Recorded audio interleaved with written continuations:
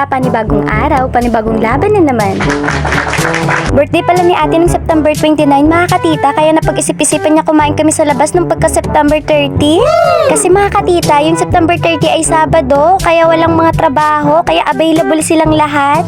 Ito palang kalong-kalong ko mga katita ay si Ate Waya. Sa right side ko naman mga katita ay si Tito Drew at sa left side ko naman ay si Ate Yuri. Yan palang nakapula mga katita ay si Ate Trisha, mami ni Yuri at Zoe. Ayan na nga mga katita, nagpakit na nga sa video. Ang katabi pala ni Ate Trisha mga katita ay si Zoe at saka si Mama. Tapos si Kuya Yulio mga katita. Tapos sa harapan naman si Ate Anli mga katita at saka si Kuya Mark. Si Kuya Mark palang nagdadrive mga katita. Sa Von Welt Nature Farm pala kami pupunta mga katita sa Magdalena area. Tinignan ko pala to sa Facebook mga katita kung maganda sa Von Welt Nature Farm. Abay, ang ganda nga mga katita. Wow. Ayan na nga mga katita, malapit na pala kami sa Von Welt Farm. Naghanap na pala kami ng mapaparkingan. Pagkatapos mga katita ay bumaba na din kami kasi sa kabila po yung entrance. Parking lot kasi to sa kabila mga katita. Ayan na nga, naglakad kami palabas mga katita. Bago pumasok mga katita, mabubungaran nyo agad yung Von Welt na pangalan. Ayan, ang ganda. Woo! Labas pa lang mga katita, nakakainganyo na. Ayan, dali-dali kayong pumasok mga katita. Pagpasok namin mga katita ay inantay muna namin si Ate Anli mga katita. Nagbayad muna siya. Kung makikita nyo mga katita, napakalawak pala nitong farm mga katita. Akala ko pagpasok ay nandiyan na agad yung venue. Ay abay mga katita, sa duluhan pa pala. Kung makikita nyo mga katita, nag-ikot-ikot muna mga bata para tingnan yung paligid. Ayan na nga mga katita, inaya nga pala ako ni Yuri para tingnan yung sulat sa gilid. Tingnan nyo naman mga katita, yun yung nakasulat. Enjoy, ay char. Kung makikita nyo mga katita, dyan pala magbabayad ng entrance fee. Tapos yung pinaka-venue nila mga katita ay dun pa sa dulo. Tapos mga katita, may bayad pala pag magpapahatid dun sa pinakaloob. Kaya napag-isip-isipan namin na maglakad na lang. Tapos nalimutan ko pa magdala ng payong mga katita. 11 pasado na pala kami nakarating. Kung makikita nyo mga katita, ay naglakad na nga kami. Tsinaga namin makapunta dun sa venue. Kahit mainit mga katita, tsinaga namin papunta dun sa dulo para ma-enjoy namin yung place. Buti na lang mga katita, may dalang payong si mama at si ate nang mapayungan yung dalawang bata. Ito naman si Ate Waya mga katita, hindi nakakaramdam ng init. Ayan, may dala-dala pang bola. Samantalang si Ate Zoe niya mga katita, naglagay na ng panyo sa ulo at mainit nga. Habang naglalakad kami mga katita, tumigil muna kami kasi may nakita kami mga baboy. Gustong tumingin ng mga bata. Syempre ako mga katita, nakitingin din. Ay, char. Tuwang-tuwa nga ako sa tanawin dito mga katita kasi ang ganda. Wow. Tapos mga katita, ang tahimik pa. Malayo na naman sa mga chismosa. Ay, char. Pagkatapos namin tumingin mga katita, ay nagpatuloy na kami sa paglalakad. Dali-dali pala ako pumunta sa unahan para magpa-picture kay Zoe mga katita. Ayan, naloka na naman ang tita rin nyo. Kung makikita nyo mga katita, malapit na pala kami sa venue. Ayan pala yung pool nila mga katita. Sobrang ganda. Wow. Sulit yung pagod mo sa paglalakad mga katita pag nabungaran mo to. Ang ganda ng view. Malapit kasi siya sa bundok mga katita. Itong Von Welt Nature Farm mga katita, perfect talaga siya para sa may mga birthday celebration tsaka sa anniversary. Meron silang bike, zipline mga katita, swimming pool, camp area, wall climbing, giant swing, tsaka kawabat. San ka pa? Arat na? Ay char. Tingnan nyo naman yung view mga katita, ang ganda talaga. Pagdating namin mga katita, ayan nagpicturan na. Sino ba naman hindi mamamangha mga katita? Pag stress ka mga katita, punta ka na lang dito tapos magnilay-nilay. Ay char. Kung makikita nyo mga katita, namimili na pala si ate kung anong o-orderin. Kung di nyo natatanong mga katita, mag-aalas 12 na pala. Mukhang tuwang-tuwa nga si kuya sa napuntahan namin. Ngiting tagumpay. Ay char. Habang namimili pa lang kanilang mami mga katita, ayan nag-cellphone muna ng dalawang batang magkapatid tapos nagtsikahan muna kami nila mama dito.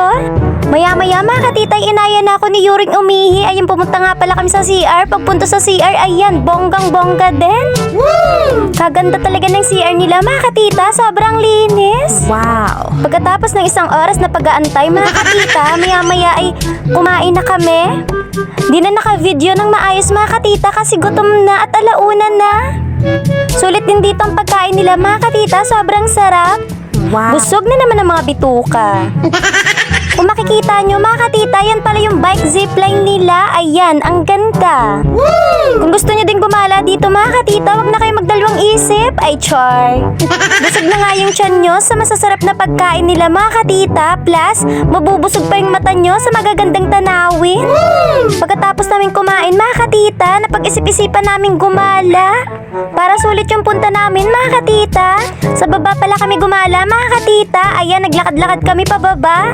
Nauna na pala mga bata mga katita. Tingnan nyo naman yung tanawin mga katita. Ayan na nga, nakita ako ni Zoe. Ayan, nagpa-cute din siya. Doon pala sa may baba mga katita. Ayan sa tinuturo ni Yuri. May papol din pala sila doon. Sobrang ganda. Sobrang ganda ng Power Ranger. Ay, char. Pati din si Tito Drew nyo napatingin. Ayan, huli ka. Ay, char. Kung makikita nyo mga katita, madami ding taong nag-iikot-ikot. Sinusulit yung pagpunta nila. Pagpunta namin sa baba mga katita, nagpicture-picture pala kami. Tapos kinuhanan ko sila ng video habang nagduduyan. Wow. Ayan, tuwang-tuwa ang mga bata. Pagkatapos mag-picture taking mga katita at mag-video, pumunta pala kami dun sa may kabila, malapit sa may ilog. Tiningnan namin yung ilog mga katita. Ayan na nga, tumakbo na nga si Ate Waya mga katita.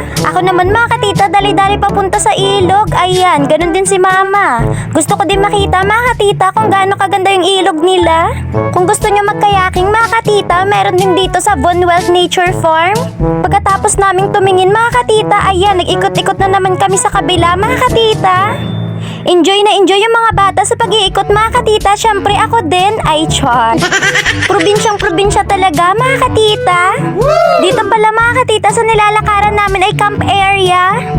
Sobrang laki pala ng Von Wealth Nature Farm mga katita. Pwede din dito mag-retreat mga katita. Sulit talaga ang paggagala mga katita pag dito kayo gumala. Papunta pala kami sa wall climbing mga katita. Diyan din humihinto yung bike ziplines. Tingnan nyo naman mga katita, nakakatakot naman mag-wall climbing. Nang nakarating na kami dito mga katita, ay nagpicture-picturean na muna. Tingnan nyo naman mga katita, si Ate Waya mukhang nag-i-enjoy talaga. Ito naman sa Ate Trisha mga katita, mukhang pagod na sa kakalakad. Ay, char. Pagkatapos magpicturan mga katita, napag-isip-isipan na naman mag-ikot-ikot dun sa may taas mga katita, dun sa may I Love Von Wealth. Itong daan pala mga katita, paakyat pala ito, kaya hinihingal na si Tito Drew at si Ate Trisha. Ay, char. Nahuli pala sila Mama at si Kuya at si Ate mga katita kasi nagpapabuhat pa ang dalawang bata kay Kuya. Kami naman nila Ate mga katita, todo diretso lang. Ito naman kasama ko mga katita, pangiti-ngiti lang pero hingal na yan. Ay, char. Buti ako mga katita, hindi hinihingal. Ay, sanay yarn. Medyo malalayo pa yung I Love Von Wealth mga katita kasi sa likod kami umikot. Tingnan nyo naman si Ate Trisha mga katita, hingal na pero nakangiti pa rin. Iba talaga pag ganado sa paglalakad mga katita. Ayan. Pati ito si Kuya, tiyaga sa paglalakad kahit mainit mga katita. Di alintana sa kanya, makita lang yung I Love Von Wealth. Pati si Zoe hindi nakakaramdam ng init. Ayan. Tingnan nyo naman mga katita kung gaano kaganda.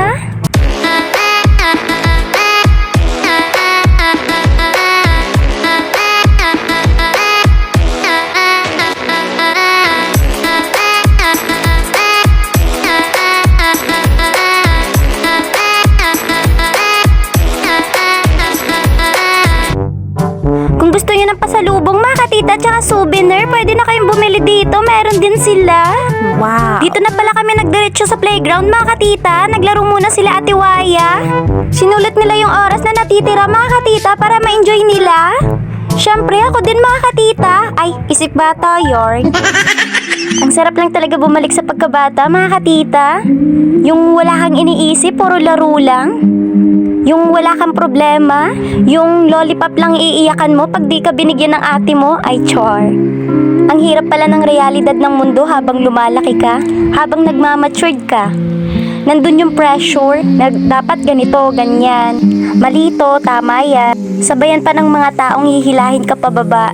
Yung hindi masaya sa success mo in life. Yung mga taong may inggit sa katawan. Yung mga taong pinagkatiwalaan mo. Pero nakakatuwa pa din si Lord. Na kahit ang dami-daming problema na dumadating sa araw-araw, basta tawagin mo lang siya, malalagpasan mo. Kasi pag madaming problema, dyan tayo sinusukat ng Panginoon kung gaano tayo katatag sa buhay. Iwanan ka man ng mga taong pinagkatiwalaan mo, siraan ka man ng paulit-ulit ng mga taong di masaya sa'yo, hilahin ka man pababa ng mga taong may inggit sa'yo, tayo magpatuloy at lumaban. Dahil nandyan lang ang Diyos na laging gumagabay. At di ka pababayaan sa mga laban mo sa buhay. Kaya hanggang dito na lang mga katita. Bye-bye!